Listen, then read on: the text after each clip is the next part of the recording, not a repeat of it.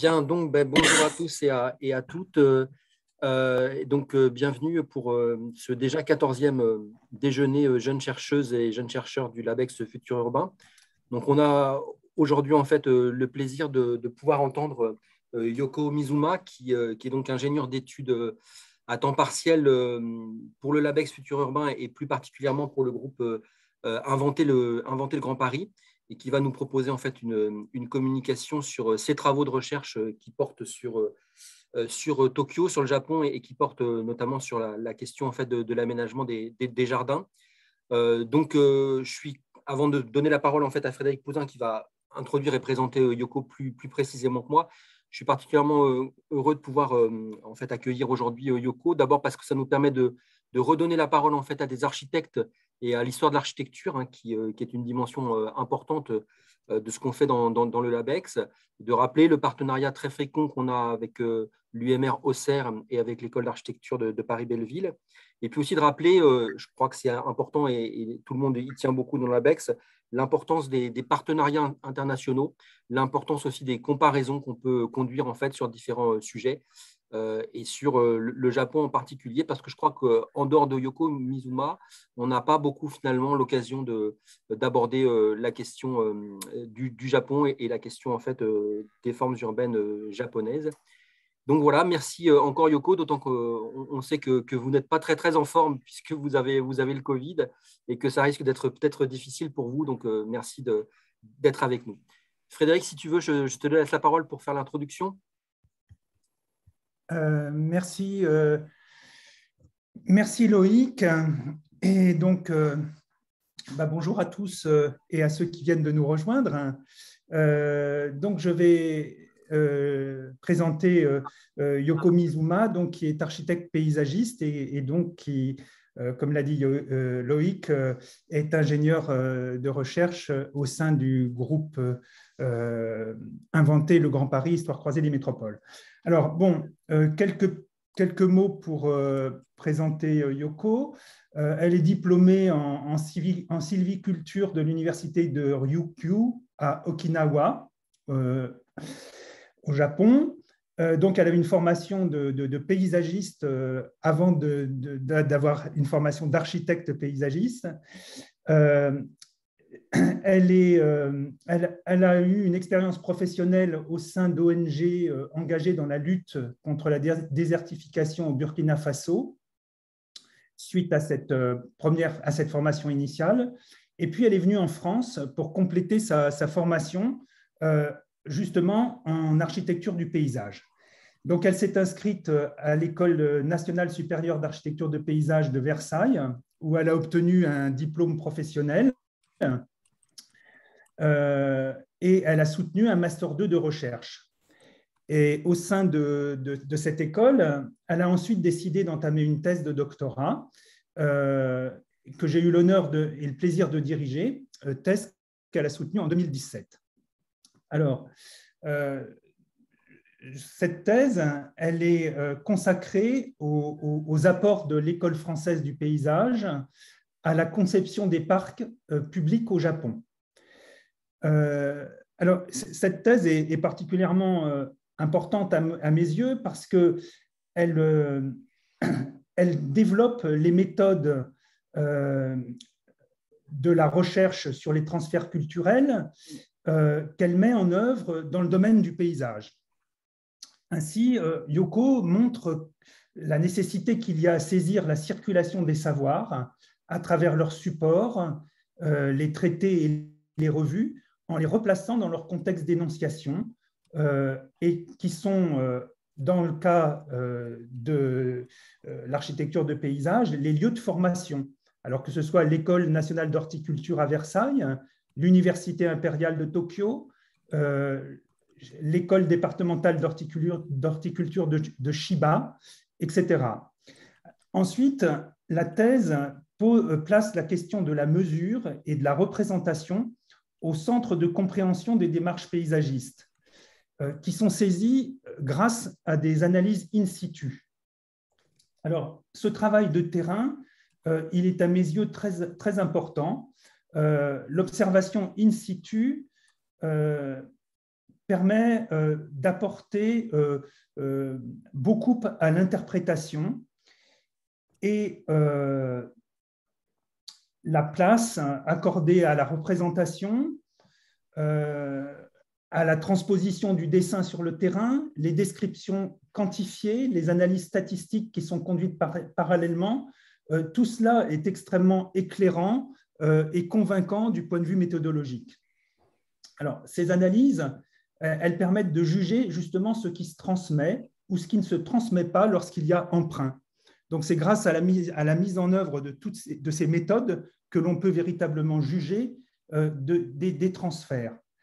Les analyses statistiques font émerger ce qui n'est pas observable sur le terrain et elles apportent des arguments objectifs pour comprendre la réception d'un transfert. Donc, vous l'avez compris, cette thèse, moi, je la trouve importante pour ce qu'elle apporte à la réflexion sur les transferts. Elle est actuellement en cours de publication. Alors, depuis sa thèse, Yoko s'est engagée dans plusieurs projets de recherche. Elle s'est engagée aussi dans des projets expérimentaux à l'échelle du jardin, comme à l'échelle de l'aménagement urbain. Bon, il faut dire qu'elle collabore au Centre de recherche sur les civilisations de l'Asie orientale, le CRCAO, qui est le laboratoire commun de l'EPHE, du Collège de France et du CNRS. Et elle y poursuit ses travaux sur les parcs et sur les transferts culturels entre la France et le Japon dans le cadre d'un post-doctorat sous la direction de Nicolas Fievé. Alors, depuis 2021, Yoko a rallié le groupe de recherche Inventer le Grand Paris, histoire croisée des métropoles comme ingénieure de recherche, on l'a déjà dit. Elle collabore au projet d'Atlas des plans du Grand Paris, donc un projet qui verra bientôt le jour, j'espère. En tous les cas, bon, voilà, je me permets d'en annoncer la prochaine publication. Et puis, surtout, elle prépare avec Nathalie Roseau, Nicolas Fievé et moi-même une journée d'études intitulée Grand Tokyo, la métropole par les parcs, qui se tiendra en novembre 2022. Voilà, alors aujourd'hui, l'exposé de Yoko portera sur la notion même de parc public, sur sa circulation et son appropriation au Japon dans les premières années du XXe siècle. Voilà. Donc, j'espère avoir brossé un bref panorama du secteur d'activité de Yoko. Et maintenant, Yoko, je te donne la parole et donc nous t'écoutons avec attention. Merci infiniment, Frédéric, et merci beaucoup, Loïc. Et je suis vraiment très, très honorée d'avoir cette occasion aujourd'hui de faire vraiment cet exposé, parce que la raison pour laquelle je suis arrivée en France, c'était le parc public. Et donc, parce que comme Frédéric l'a évoqué, avant d'arriver en France, j'ai vécu au Burkina Faso pendant 3 ans. C'est à ce moment-là que je me suis rendu compte de l'importance de parc public en tant qu'un lieu de bien-être de la population. Et donc, j'ai souhaité de devenir paysagiste et qui sera vraiment capable de réaliser des bons parcs publics. C'est pour ça que je suis venue en France et rentrée à l'école de paysage à Versailles. C'est à ce moment-là que j'ai rencontré Frédéric et qui était le directeur de labo à l'époque. Et c'est lui qui m'a vraiment fait découvrir le plaisir de faire la recherche. Et donc,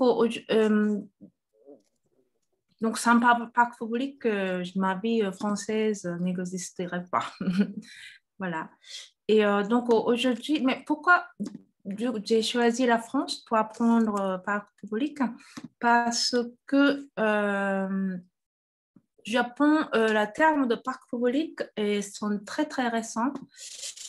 Et donc, ils sont introduits du pays occidentaux en 19e siècle seulement. Donc, voilà, donc par rapport à l'appropriation des parcs publics au Japon, il y a 2 pays occidentaux qui ont joué le rôle très important de manière à la fois directe et indirecte à travers de la réalisation des 2 parcs. Donc, c'était l'Allemagne et la France. Et c'est pour ça que j'ai choisi la France. Oui. Et donc, ces photos sont des parcs Hibiya, donc l'un des deux réalisations pionnières en question. Et donc, ça, à gauche, c'est le parc Hibiya d'aujourd'hui. Et à droite, c'est lors de sa réalisation en 1903. Voilà. Et donc, aujourd'hui, dans un premier temps, je voudrais parler brièvement de l'histoire de l'introduction de la notion de parc public au Japon. Et ensuite, je vous présente deux réalisations de parcs pionnières, Shinjuku-gyoen et Parc Hibiya. Et dans la troisième partie, je voudrais parler de quelques exemples de projets qui montrent l'évolution des parcs publics au Japon. Donc, d'abord, un tout petit peu d'histoire sur le Japon. Et peut-être certains d'entre vous savent déjà, mais le Japon a une longue histoire de fermeture du pays du XVIIe siècle au XIXe siècle. Et cette période, appelée l'ère Edo, a fait vraiment évoluer la culture, la propre culture japonaise. Là. Et c'est après, donc, seulement la révolution. Après la révolution de Meiji de 1868, le pays a été ouvert au monde. Et c'était cette période-là que vraiment le terme de parc public et les jardins publics ont été introduits. Mais curieusement, pendant l'ère Edo, donc pendant la fermeture du pays, au Japon, il existait des espaces qui étaient l'équivalent des parcs et jardins publics. Donc, certains membres de famille générale, donc shogun et les daimyo, ouvraient leur jardin privé au public. Et puis, ils ont aussi également aménagé les espaces de loisirs destinés au public. Et puis, dans des quartiers populaires fortement construits, il avait aménagé des espaces, des espaces non bâtis, espaces de la porte-feu, en tant que mesure contre les grands incendies. Donc, et puis, les incendies des temples étaient aussi fréquemment utilisés par le peuple en tant qu'espace public. Et donc, pendant l'ère Edo, déjà, la capitale japonaise possédait pas mal d'espaces verts publics et la population s'est familiarisée avec ces endroits et que la culture des jardins avait été pénétrée dans toute la société japonaise. Et après l'ouverture du pays, les parcs publics ont été le sujet très intéressé donc par les Japonais et ça a été étudié fortement par les spécialistes japonais comme chercheurs, politiciens, urbanistes, paysagistes, ingénieurs, etc. Et ils ont donc traité dans plusieurs lois de manière progressive. Donc d'abord, la directive impériale de Daijokan Fukaku, qui a appliqué de titres de parc public sur les endroits traditionnellement fréquentés ou réputés par la population, comme nous avons vu précédemment. Et donc, pour ces mesures, il y avait trois objectifs qui ont été conçus. Donc, d'abord, pour avoir un terrain exonéré de l'impôt foncier. Et le deuxième objectif, c'était de vraiment valoriser le Japon aux yeux des pays occidentaux avec ce nouveau équipement parc public. Et puis le troisième objectif, c'était pour vraiment protéger des lieux de loisirs et de paysages remarquables qui ont été fréquentés depuis l'ère Edo. Au fur et à mesure de l'arrivée de l'arrivée de l'industrialisation et de l'extension urbaine, ils ont donc reconnu de plus en plus de l'importance des parcs publics en tant qu'équipement urbain. Donc, à ce moment-là, une loi qui s'appelle l'arrêté de réforme de la municipalité de Tokyo qui a été lancée en 1881. Et c'est dans ce cadre-là que le parc a été nouvellement construit. Et ce parc qui s'appelle le parc Hibiya, dont nous avons vu tout à l'heure. Et je vais vous présenter voilà, de manière un peu plus détaillée. Et puis, en 1910, le premier code de urbanisme a été lancé. Et donc, ces deux mesures arrêtées et puis le premier code de l'urbanisme, c'est deux lois qui étaient très importantes du point de vue de l'urbanisme du Japon. Et avec ces deux mesures, donc il y a les parcs publics, il y a le plan, c'est-à-dire que les parcs publics ont été planifiés de manière ambitieuse dans ces deux règlements, mais finalement, très peu de réalisations ont été faites à cause de manque de financement. Et finalement, il y a deux projets qui ont joué le rôle très important pour accélérer la création de parcs publics. Donc, c'était le projet de réhabilitation des villes sinistrées qui a été lancé après le grand séisme de Kanto en 1923 et les projets commémoratifs de famille impériale.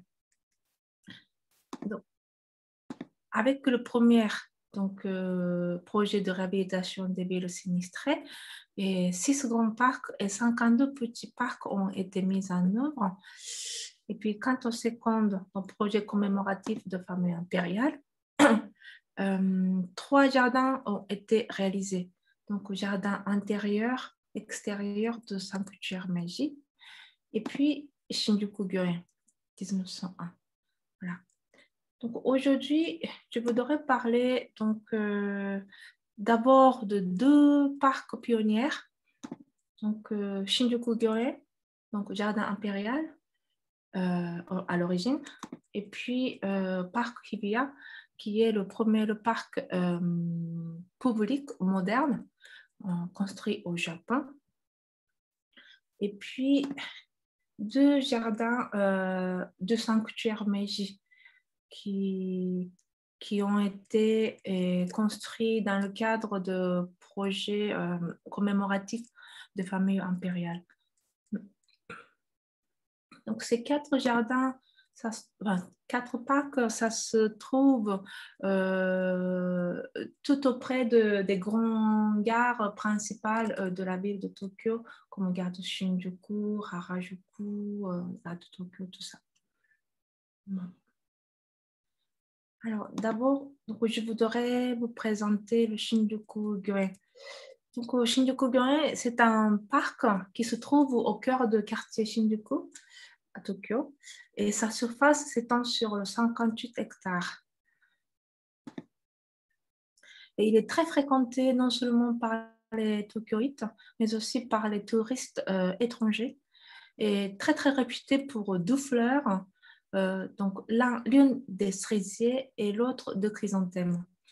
Donc, cette période, donc en ce moment, ce parc est très, très fortement fréquenté parce que c'est moment de floraison de cerisier. La particularité de ce parc est sa naissance. Ce parc a été réalisé en tant qu'un jardin impérial dont le dessin a été conçu par un paysagiste français qui s'appelle Henri Martinet et la réalisation a été achevée par Hayato Fukuba, horticulteur attaché à la maison impériale. Et ce parc a fait beaucoup d'écho, non seulement au Japon, mais aussi en France. Et Donc, dans certaines revues d'horticulture de l'époque, nous pouvons lire l'appréciation des travaux de Fukuba et Martinet communiqués par un correspondant. Et ce qui est important à souligner sur ce projet, sur ce parc, est que Shinjuku-gyoen a été la véritable première réalisation franco-japonaise qui a subi l'influence de la conception haussmannienne du Second Empire. Ce parc a été soigneusement dessiné en s'appuyant sur un traité français qui s'appelle Art des jardins, écrit par Édouard André, paysagiste représentant de l'école française du paysage durant la seconde moitié du 19e siècle et le début du 20e siècle. Et ce traité compile toute la théorie et technique et savoir-faire qui ont été construits au sein du service de promenade de Paris qui a été orchestré à l'époque par Adolphe Alphand. Et donc, bien évidemment, dans le Shinjuku-gyoen, on peut trouver plusieurs caractéristiques de l'art des jardins développés sur le Second Empire. Par exemple, le style composite. Il s'agit d'un mélange de jardins réguliers et paysagers, ce qui était la forme de conception de l'art des jardins largement pratiquée sur le Second Empire. Donc, souvent, les styles réguliers paysagers sont liés par la perspective, comme vous voyez ici. Donc, le dessin de Shinjuku-gyoen représente parfaitement ce style. Donc, il y a un jardin régulier à l'entrée principale. Et puis, un immense jardin paysager au milieu. Et puis, il y a une grande perspective qui relie ces deux jardins. Et cela représente parfaitement le style composite. Et le jardin, le parc de Shinjuku-gyoen est devenu aussi un lieu d'apprentissage de l'horticulture et de paysage. Donc, il s'agit d'une école ouverte à de jeunes élèves. Donc, la formation était composée de cours théoriques et de travaux pratiques et englobait diverses matières d'horticulture générale, comme la production, la technique et la composition florale et l'architecture des jardins. Donc, la théorie d'Edouard André a été transmise dans les dessins des disciples de Fukuba, consciemment ou inconsciemment, et a été appliquée sur leur projet, tant public que privé. Et donc, à partir des années 1890, cette école, donc école de Fukuba, a formé beaucoup d'éminents de paysagistes et urbanistes, et bien sûr horticulteurs. Et une fois formés à Shinjuku-gyoen, ces jeunes paysagistes ont participé de manière très large à l'expansion des domaines de paysage et de l'urbanisme au Japon. Et donc, ils ont réalisé beaucoup de parcs publics au Japon. Et à l'époque, il y avait une autre école de paysage qui était aussi pionnière que Shinjuku-gyoen. Et donc, c'est l'école d'urbanisme, l'Université impériale de Tokyo, de la faculté de sylviculture. Et cette école a été dirigée par un docteur qui s'appelle Seirō Honda. De cette personne-là qui est le concepteur de parc Hibiya, le parc public dessiné en style européen. Et donc, Honda a fait ses études en Allemagne, en sylviculture et en économie. Et sa philosophie sur l'art des jardins et le paysage a été très différente de celle de Fukuba. C'est-à-dire qu'il s'est appuyé sur la philosophie de sylviculture et de la science esthétique de la forêt. Donc, il a élargi sa sphère de cadres de parcs et jardins à l'échelle territoriale, vraiment de manière civiliculteur, quoi. Voilà. Et donc, le parc Hibiya en question a été sa première réalisation. La naissance de ce parc a été très marquée dans l'histoire de parc public au Japon parce que c'était le premier exemple de parc public nouvellement construit à Tokyo.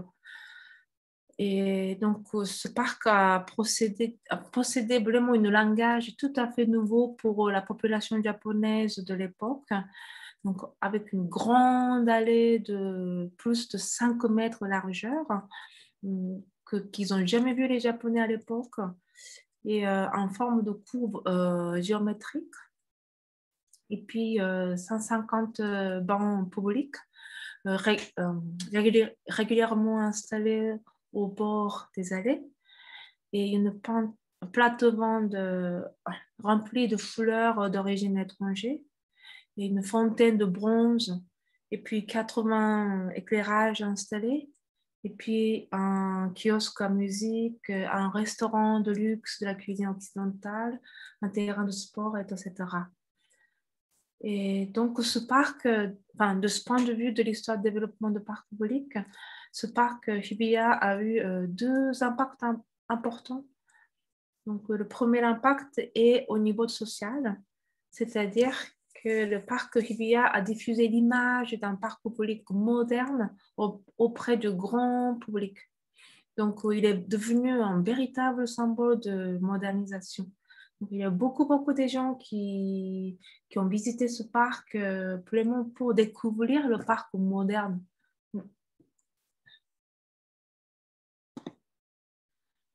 Et le deuxième impact, c'est le projet au niveau politique et scientifique.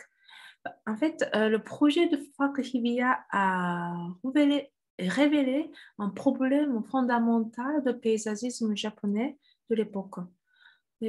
Lorsque le projet a été lancé, dans l'administration, en fait, personne ne pouvait avoir une image de parc public. Et aucun praticien ne pouvait répondre à la question du dessin d'un parc public. Et donc, plusieurs esquisses ont été présentées lors de concours, comme vous voyez les deux dessins, mais rien n'a satisfait à la municipalité de Tokyo. Et finalement, c'est Hiroko Honda qui a dessiné le grand ligne de parc en s'appuyant sur quelques plans de parcs publics en Allemagne, comme vous voyez à gauche. Et ce dessin, donc le dessin a été bien accepté par la ville de Tokyo. Et une fois que le dessin global soit conçu, Honda a complété les détails en fonction de toutes les idées qui ont été présentées en avant pour les valoriser, comme vous voyez ici. Donc quelque part, Honda, il a vraiment dessiné, enfin, il a pas copié-collé 100%, mais il s'est appuyé sur ce dessin pour effectuer ce dessin-là. Mais dans le détail, il a complété tous les concepts qui ont été étudiés par leurs prédécesseurs. Donc, donc, c'est un peu bizarre comme démarche, mais ce processus est devenu le modèle de référence de parc public au Japon, malgré tout. Et du coup, ce concept-là, enfin, cette conception de parc public-là, enfin, de dessin de parc public, c'était très, très différent par rapport à la celle de Fukuba, de Shinjuku-gyoen. Donc, d'après certaines archives, Fukuba et Honda, ils ne s'entendaient pas très bien. Mais malgré tout, au fur et à mesure, de jeunes paysagistes issus de ces deux écoles, donc école de Fukuba et école de Honda, ont prolongé les conceptions de leurs maîtres et sur la base desquelles ils ont développé leur propre démarche, notamment dans le projet de parcs et jardins publics. et particulièrement autour de projets de 2 jardins de Sankuche Meiji que vraiment ils ont collaboré ensemble. Donc, ce projet a été envisagé à la mort de l'empereur Meiji en 1915 et donc le gouvernement a décidé de réaliser de 2 aménagements, un jardin intérieur Naien pour le sanctuaire Shinto, et ce qui était l'objectif de départ, et puis un jardin extérieur Gaien comme un nouveau parc public moderne intégré dans le tissu urbain. Et la construction du jardin intérieur a été un projet extrêmement important parce que ce projet a vraiment nécessité un grand nombre de spécialistes de création de jardins et de paysages. Et donc, les 2 écoles, donc école de Fukuba et école de Honda, ils étaient obligés de s'activer à former les jeunes paysagistes compétents pour organiser leur équipe. Et chaque équipe avait son propre concept fondé sur sa philosophie, mais également assumait sa propre mission sur le long terme.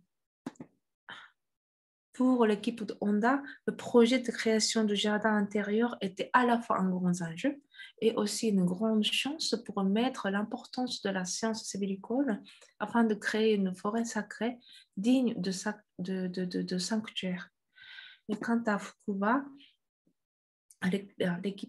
l'équipe des disciples de Fukuba, leur propre concept a été fondé sur vraiment l'école française du paysage du Second Empire. Et donc, elle a envisagé de réaliser un espace complètement distinct de la partie sacrée boisée et qui permettrait aux visiteurs de déambuler dans un grand espace en pelouse, en se réflexant après le moment de prière au temple, donc avec une grande perspective comme celle du Kugyo. Et du coup, par conséquent, les 2 équipes ont travaillé de manière étroitement, et tout en mettant en valeur leurs points forts des 2 styles de conception. Et du coup, par conséquent, ils ont créé un sanctuaire avec la forêt sacrée dans le partie sud, et puis un grand espace en pelouse dans le partie nord avec une grande perspective sinueuse qui se disparaissent dans la forêt. Donc, les chantiers ont duré environ 6 ans, entre 1915 et 1920. Et ce projet a apporté une belle occasion de présenter leur identité respective par leur réalisation et aussi de relativiser le rôle de paysagisme par rapport aux autres spécialités. En tout cas, ces 2 écoles ont fait le grand pas en avant dans l'histoire du paysagisme japonais. Et puis, concernant le jardin extérieur de Sanctuaire Meiji, donc c'est ce qu'on voit ici. Donc, ça, c'est le jardin intérieur et le jardin extérieur à droite. Et le jardin a été donc dessiné par Yoshinobu Orishimo, qui est l'un des disciples de Fukuba, de Shinjuku Gyoen. Donc aujourd'hui, je n'ai malheureusement pas assez de temps pour parler de ce jardin, mais le dessin montre que le concept a été fortement inspiré par l'école française. Et ce que je voudrais souligner ici est que ces 2 projets ont permis aux jeunes paysagistes et urbanistes d'avoir vraiment fait avoir une occasion de faire une expérience. C'est-à-dire qu'avec ces 2 projets, ils ont créé le premier parc de liaison entre ces 2 jardins, ce que vous voyez ici. Et donc, l'objectif a été donc relier les parcs pour construire une continuité végétale dans la ville et aussi pour optimiser l'accessibilité et d'améliorer les conditions écologiques et de servir de lieu de refuge éventuel. Donc, cette réalisation a été très utile pour le développement de la conception de systèmes de parcs publics dans l'urbanisme des grandes villes japonaises. Donc, tous ces fruits-là qui ont été apportés par ces deux projets de sanctuaire Meiji ont été très avantageux pour les nouvelles constructions des parcs.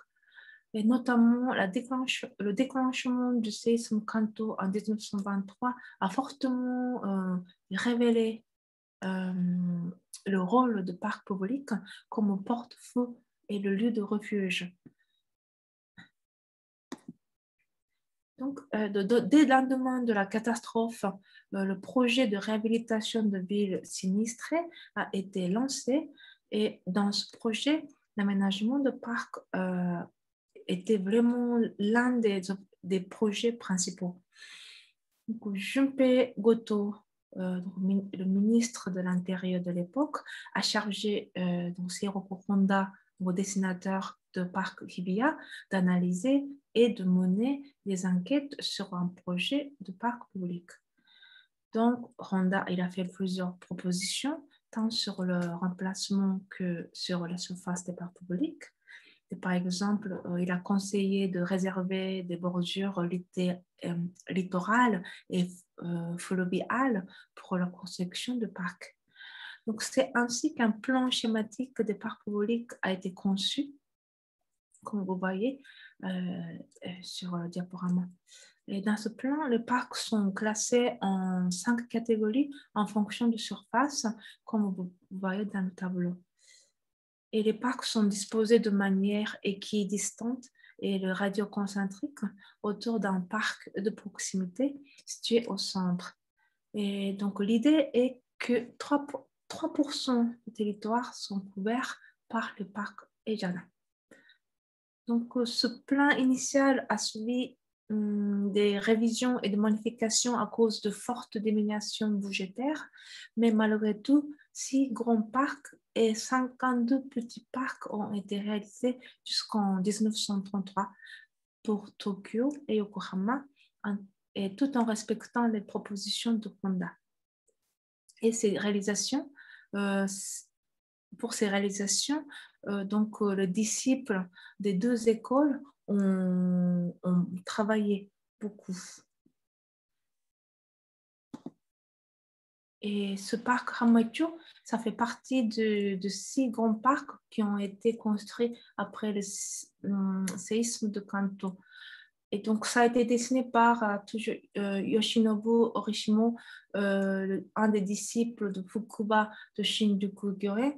Donc, ça montre que voilà, il y a le côté un peu, ça montre un peu le caractéristique de style composite de l'école française du paysage.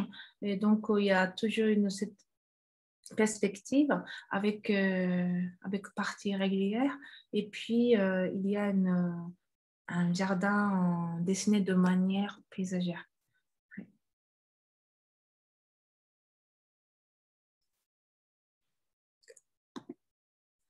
Et finalement, dans le cadre de projets de réhabilitation des villes sinistrées, tous ces parcs, tant anciens de l'ère Edo que nouveaux parcs modernes, sont mis en liaison et articulés avec des artères radiales et circulaires et avec les rayons différents.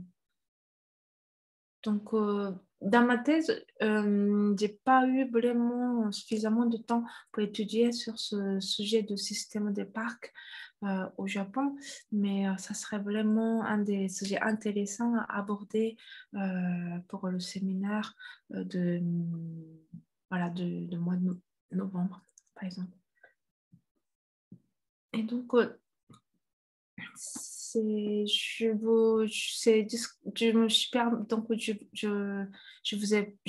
aujourd'hui, je vous permets de présenter très brièvement le travail de ma thèse.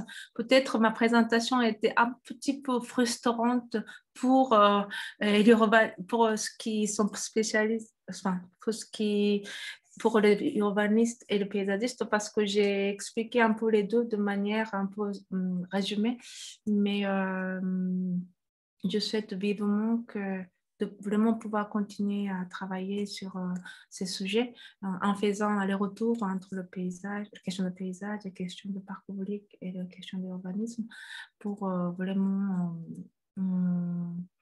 voilà, de réaliser des bonnes recherches. Voilà. Je vous remercie pour votre attention. Merci beaucoup, Yoko. Donc, on va peut-être arrêter le partage d'écran pour qu'on puisse justement répartir les questions. Je vais donner tout de suite la parole à Clément Henriard en le remerciant beaucoup d'avoir accepté de faire la modération. Donc, Clément est membre du groupe Inventer le Grand Paris, comme beaucoup des gens qui sont d'ailleurs connectés aujourd'hui, mais aussi du groupe Production urbaine et marché du LAVEX Futur Urbain. Clément. Oui, merci Loïc, merci Yoko. Votre travail, alors je ne sais plus si on se tutoie, mais je crois qu'on va se tutoyer parce que sinon on ne va pas y arriver, Yoko. Donc, ton travail me permet de me rappeler la visite que j'ai faite de Tokyo, c'était en 2018, de Yokohama et Tokyo. Et le sanctuaire Shinto des Meiji en particulier avait été un grand moment esthétique pour moi. Donc, c'est une ville magnifique, Tokyo, et qui est vraiment... voilà, qui mérite d'être vu. Je n'ai pas pu voir le reste du Japon, mais bon, passons sur ma vie personnelle. Donc, un travail qui m'intéresse à plusieurs titres, et c'est pour ça que Frédéric, je sais, il me l'a dit, m'a invité à être le commentateur et à passer la parole. Je vais essayer d'être court, ce qui est dur pour moi, et passer la parole aux autres personnes qui ont assisté à ta présentation. Mais j'avais une remarque et deux questions.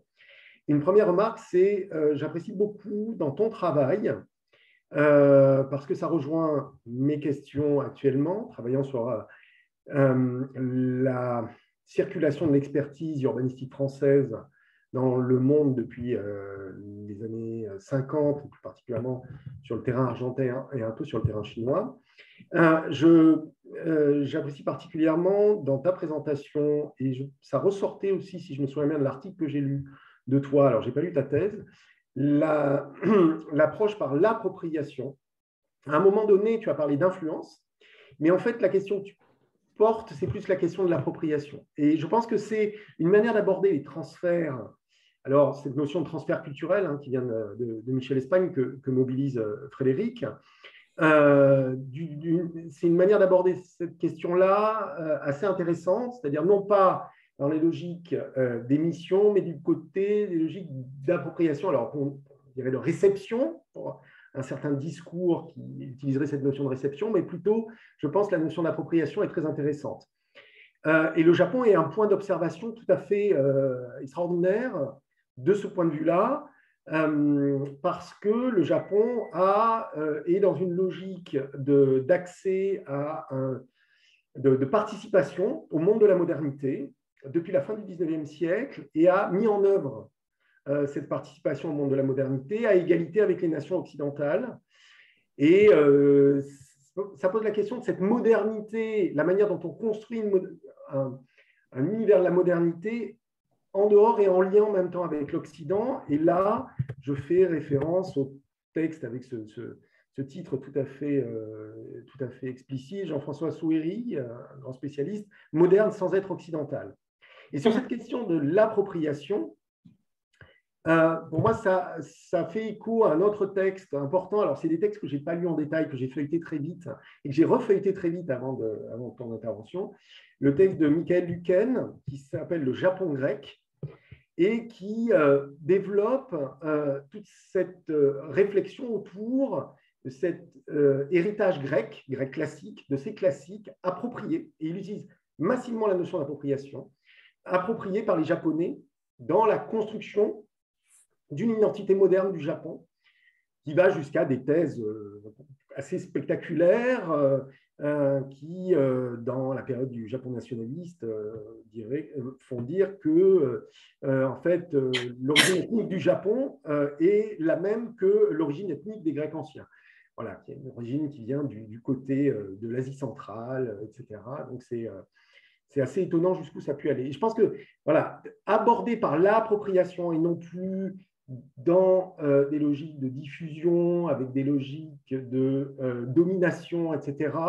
Certes, il y a une domination du discours occidental dans la modernité, et le parc public doit faire partie de ça, mais tu le regardes de l'autre côté, et ça, c'est très intéressant. Alors, j'avais deux questions.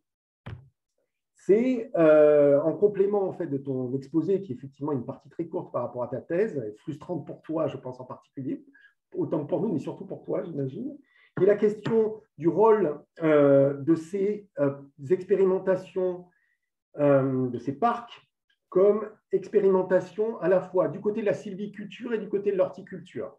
Dans l'article que j'ai lu de toi, j'ai plus vu des éléments sur la sylviculture du côté de Honda que des éléments sur l'horticulture du côté de Fukuba. Première question, est-ce que ça a eu un rôle? Est-ce qu'il y a des enjeux du coup, on va dire, industrialo-économiques derrière qui seraient sous-jacents à ces projets de parc? Et puis, la deuxième question, c'est une question plus sur le parcours de ces deux concepteurs scientifiques, etc., dont tu parles, que sont Fukuba et Honda. Dans ton article que j'ai lu donc, dans le projet Paysage, avant de t'entendre, mais je n'ai pas lu ta thèse, tu ne parles pas des motivations de Fukuba et de Honda pour aller étudier en Europe et en Allemagne et en France ces savoirs sur la sylviculture pour Honda et pour l'horticulture, enfin ça se trouve du côté de l'horticulture pour Fukuba. Or, on sait très bien, enfin tu le sais, et des travaux ont été faits là-dessus, notamment de Souriri, il y a eu toute une politique de la part du Japon d'envoyer notamment les héritiers des familles de samouraïs étudier dans une logique véritablement, effectivement, d'appropriation. Tout un travail d'appropriation passé par plusieurs étapes, et notamment celle-là. Il y a eu notamment un des grands acteurs d'émergence de l'urbanisme au Japon, qui s'appelle, je reprends mes notes, Anroru Yamaguchi, j'espère que je ne me trompe pas dans la prononciation, qui a notamment fait un des premiers grands plans, qui est le plan pour Osaka en 1890, si je me souviens bien, 1899, est venu en France étudier l'ingénierie, la construction, l'ingénierie civile à l'école centrale, comme d'autres, ils ont été 4 d'ailleurs, japonais, et c'était l'héritier d'une famille de samouraïs qui a été envoyé par le gouvernement pour venir étudier. Donc il y a vraiment une logique d'appropriation technique, et voilà mes deux questions, et j'ai été trop long comme d'habitude. Merci beaucoup Clément pour ta réaction qui vraiment me motive beaucoup. Et merci beaucoup d'avoir vraiment regardé, jeté un coup d'œil dans l'article que j'ai publié sur le projet de paysage. Et donc, alors, première question, c'était donc, c'est l'histoire de sylviculture et horticulture, c'est ça? Je pense que, alors déjà à l'époque, le Japon, enfin, il y a plusieurs enjeux. Politiquement, le Japon, il était plus en plus proche de l'Allemagne que la France. Donc, c'est pour ça que comment dirais-je? Déjà, Honda, il était donc le professeur de l'université publique. Mais Fukuba, il était attaché à la famille impériale. Donc, déjà, il y a deux différences. Et puis, politiquement, le Japon était plus en plus proche de l'Allemagne. Et du coup, je pense que la question de parc public, malgré tout, le Honda, il était bien situé pour être considéré comme l'expert de parc public grâce à la création de parc Hibiya. Et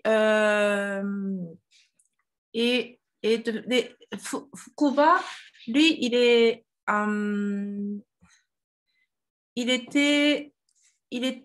il a fait donc ses études en France, mais il n'était pas, justement à l'époque, il n'était pas considéré comme, enfin, comment dirais-je, dans le domaine de création de parcs publics, il n'était pas vraiment connu comme expert, mais ça l'a vraiment permis de, comment dirais-je, de travailler beaucoup sur le jardin impériaux. Donc, il y a cette vraiment question de, comment dirais-je, ils sont vraiment, ils sont pas mélangés. Enfin, je sais pas si.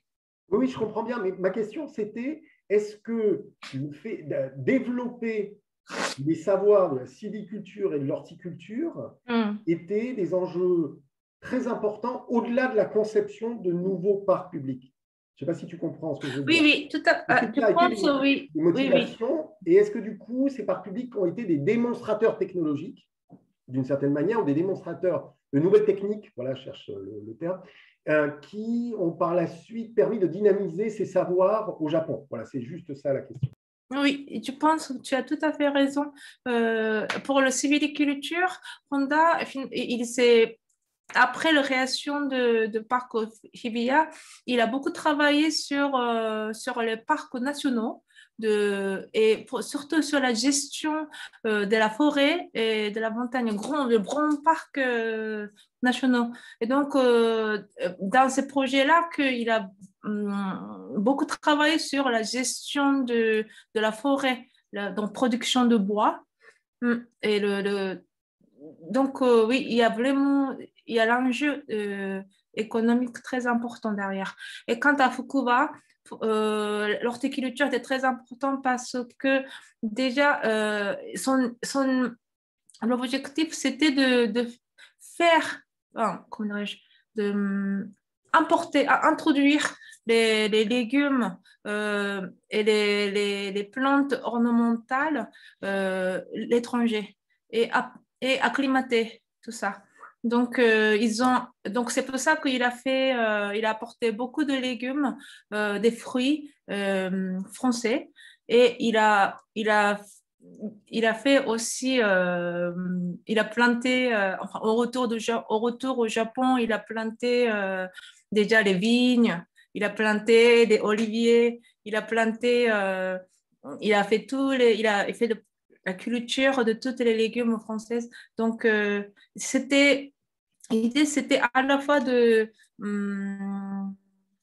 vraiment de, de enrichir le, la, la cuisine, on dit, enfin, pour la famille impériale. Ouais. Et puis, bien sûr, pour le monde de développer cet commerce horticole. Donc, Alors, comme il reste que 5 minutes, je ne vais pas te demander de répondre à la deuxième question, je vais plutôt laisser la parole. Je retiens simplement ce double positionnement que tu as souligné dans tes réponses entre Fukuda, qui est du côté de la famille impériale, plutôt dans une logique privée, etc., alors que Honda est déjà professeur à une certaine situation. Voilà, il y a un double positionnement qui mériterait d'être développé, que tu aies le temps de développer, et c'est un point important aussi, je pense. Alors, d'autres questions, remarques de la part de l'assistance virtuelle? N'hésitez pas à lever la main pour que je donne la parole. Je suis en train de circuler. Loïc, du coup. Oui, donc le débat qu'on vient d'avoir là donne une première question qui est est-ce qu'il y a des liens entre la société française d'acclimatation et puis les milieux japonais? Et la deuxième question que j'avais envie de poser, c'était sur les traductions. Si on parle de métissage, de syncrétisme, de transfert culturel, on doit se poser à un moment donné la question de la traduction, surtout dans un pays comme le Japon, qui est resté quand même fermé jusqu'à Meiji. Est-ce que les ouvrages de Forestier sont traduits en japonais? Est-ce que Olmsted est traduit en japonais? Est-ce que les revues en fait, d'architecture et de paysage japonais de cette époque-là, hein, du début du XXe siècle, traduisent en fait des textes de paysagistes, architectes paysagistes français, allemands ou américains? alors, à la question de la traduction, oui, c'est traduit, pas entièrement, enfin, partiellement, c'est traduit. Et puis, Forestier, malheureusement, il n'est pas vraiment connu en France, mais c'est traduit partiellement dans les livres, mais c'est pas vraiment très, très connu. Ouais. Mais quand même, il est présenté comme un des concepteurs importants de l'urbanisme de la France. Et le Homestead, oui, bien sûr, il est traduit aussi. Mais effectivement, au début du XXe siècle, il y a encore plus des paysagistes, des urbanistes japonais qui étaient intéressés à ce qui s'est passé en France et qui arrivaient à lire français, comme Fukuba, par exemple. Mais petit à petit, avec le temps, ils sont vraiment... Il se renseigne plus avec les documents anglophones, écrits en anglais, et puis allemand. Et du coup, il y a de moins en moins d'interprétation des documents écrits en français. Et puis, à propos de la France, pourquoi la France? Parce qu'à l'époque, Fukuba, il avait une correspondance. Déjà, je pense que le rôle de l'exposition universelle de Paris était très important. Donc, le gouvernement japonais a envoyé des délégations à chaque fois et Fukuba, il faisait partie. Et donc, c'est une des raisons pour laquelle la France était bien marquée, à mon avis, à l'époque. Et bien entendu, le dernier shogun de l'ère Edo, lui, il était très ami avec... Très ami. Il a envoyé son frère en France son frère, il a rencontré le Napoléon III et ils ont vraiment demandé de l'aide pour établir le pays. Malheureusement, ça, c'est pas... Ils ont échoué, mais voilà. Ouais. Je ne sais pas si c'est bon. Non, c'est très clair. Ce dont tu parles, la France de Napoléon III comme ressource dans la modernisation des pays, parce que ça a été le cas aussi pour la Chine, dans la modernisation des pays asiatiques, voire plus large, on pense au Caire, etc. C'est tout un chapitre qui serait très intéressant de développer. Alors, il est déjà 14 heures, mais est-ce qu'il y a encore une autre question? Il y avait Laurence. Oui, Laurence. Oui, merci beaucoup pour votre présentation. Une petite question très rapide du coup. Une très courte question d'abord, c'est par curiosité, la traduction littérale en japonais, du japonais au français de parc public. Est-ce que c'est vraiment parc public ou est-ce que c'est une autre expression? Voilà. Et par ailleurs, je me posais la question, le Japon a eu une politique patrimoniale de protection des jardins et des sites extrêmement précoce, extrêmement en avance au début du XXe siècle, et je me demandais si on pouvait y voir des liens entre cet intérêt pour le parc public, pour le jardin et la protection des sites, ou si ça s'était fait de manière assez autonome et assez séparée. Merci beaucoup. Merci beaucoup, Laurence. Mais justement, effectivement, la notion de parc, la traduction de parc public, en japonais, on appelle ça koen. Effectivement, c'est sujet sur lequel je dois continuer à travailler parce que je n'ai pas vraiment bien... J'ai pas mené beaucoup de soins, je pense. Et déjà, je pense que appropriation de la notion de parc public, je ne suis pas sûre que le Japon est... Comment dirais-je? Je sens que les parcs publics que les Français imaginent et le parc public que les Japonais imaginent, quand même, il y a des écarts. Enfin, donc ça, je n'arrive pas encore bien prouvé scientifiquement, mais c'est vraiment intéressant à travailler, continuer à travailler, je pense. Voilà. Déjà, dans l'usage de parc public d'aujourd'hui, on voit une grande différence entre les Japonais et les Français. Ils fréquentent de différentes manières le parc public, ils utilisent de différentes manières. Et les Japonais, ils sont moins attachés au parc public moderne et ils préfèrent d'aller au jardin traditionnel japonais. Voilà, donc c'est très intéressant à aborder, enfin, et continuer à étudier. Donc, merci beaucoup pour votre remarque. Et puis, deuxième question, effectivement, l'introduction de parcs publics, ça a permis de protéger certains endroits, les endroits remarquables, on dit, au niveau du paysage. Ouais, et fréquenter traditionnellement. Et là, je n'ai pas vraiment suffisamment étudié là-dessus, mais il faudrait que je continue à travailler. Mais quelque part, c'est Nicolas Febvre qui disait que quelque part, c'est la notion c'est l'arrivée de parcs publics à sauver certains jardins traditionnels japonais. Hein, et puis les endroits fréquentés traditionnellement. Hein. Donc, voilà. Ouais. Merci. Très bien. Bon, s'il n'y a pas d'autres questions, on va voilà, on va arrêter la session. Ça donne en tout cas très envie de vous écouter plus longuement. Et donc, on a compris au début de la présentation qu'il y aurait une présentation plus longue dans un séminaire d'Inventer le Grand Paris à l'automne. Hein, c'est bien ça. Et donc, voilà, ça donne vraiment envie de vous écouter. Bon, donc, je voulais vous remercier, Yoko, de cette présentation, remercier Frédéric et Clément d'avoir contribué à ce déjeuner de jeunes chercheurs, et puis dire à tout le monde que le prochain rendez-vous est prévu le mardi 17 mai autour du groupe Ville et Numérique, hein, qui présentera un nouveau déjeuner. Merci à IGP qui a contribué 2 fois cette année à présenter en fait un déjeuner de jeunes chercheurs. Et donc, c'est tout à fait stimulant. Je vous souhaite à toutes et à tous un bon après-midi et puis donc à bientôt. Merci. Merci à tous, à bientôt. Yoko, je me permets de te dire que Jérôme Monet a laissé un message pour toi. Je ne sais pas si tu l'as vu dans les discussions.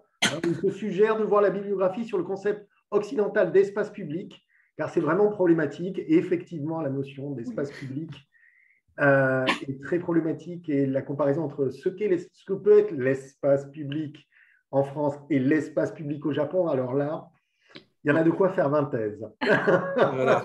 Bon. Merci beaucoup, Yoko, c'était super intéressant. Merci beaucoup. J'ai beaucoup appris, c'est inspirant. Merci infiniment. Merci, bon après-midi. À très bientôt. Au revoir. Bon après-midi. Au revoir.